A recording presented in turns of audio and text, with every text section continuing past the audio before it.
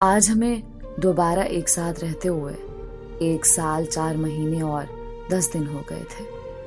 पता नहीं मेरी खुशियों को किसकी नजर खा गई और हमारे घर में उनकी तीसरी शादी की बात होने लगी और उसके घर वालों ने उसको तीसरी शादी के लिए मना लिया।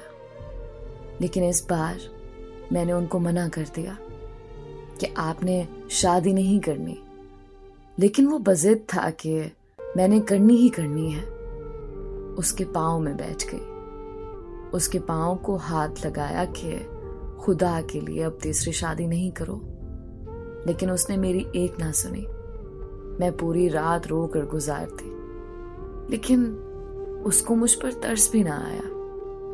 और आखिर वो दिन आ गया जो उसके लिए तो खुशी का दिन था, लेकिन मेरे लिए कयामत से कम ना था। यानी वो निकाह का दिन था।